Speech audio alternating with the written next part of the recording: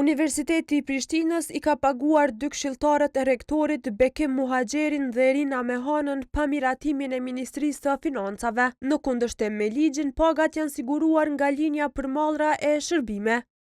Koha ka siguruar një vendim për kompenzim retroaktiv të pagave, që në fillim të vitit Këshilli Drejtues i UP-s e ka marrë me kërkesë të rektorit Arben Hajrullahu.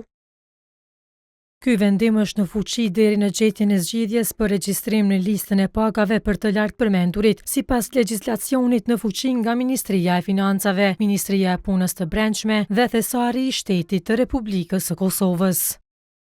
Në vendim thuhet se për arsye të paqarta, Ministria e Financave nuk i ka përfshirë në listën e pagave këshilltarët e rektorit. Burimet të kohës treguan se të 2 këshilltarët vazhdojnë punën në rektorat dhe po paguhen sipas këtij vendimi të Këshillit Drejtues. Por prej 3 ditësh as rektorati i UP-s dhe as Ministria e Financave nuk kanë kthyer përgjigje lidhur me pagat e këshilltarëve të rektorit. Mbulimi i pagave nga linja e buxhetit për mallra dhe shërbime është në kundërshtim me ligjin për menaxhimin e financave publike dhe përgjegjësitë. Një organizatë buxhetore mundet pa marrjen e miratimit paraprak nga ministri të transferojë deri në 5% të një ndarje buxhetore në një ndarje tjetër të kësaj organizate buxhetore gjatë vitit fiskal. Megjithatë, këto transfere nuk mund të bëhen në ndarjen buxhetore për paga dhe mëditje, pa miratim paraprak të ministrit dhe sipas rastit qeverisë ose kuvendit, sipas paragrafëve 3 dhe 4 të këtij neni.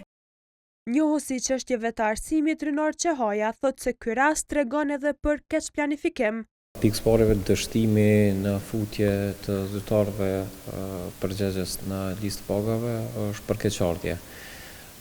Dhe na ka prezantuar në një situatë sikur se kjo, ku domosdoshmërisht në përgjithësi ndaj individëve institucionet duhet me gjetë një zgjidhje për kompenzim financiar për punën që ata e bëjnë në kontrata të plotë të tyre. Kjo situatë na thret edhe një herë përgjegjësinë që gjitha kanë institucionet publike në mirë planifikim buxhetor dhe në alokim të duhur të linjave buxhetore për paga.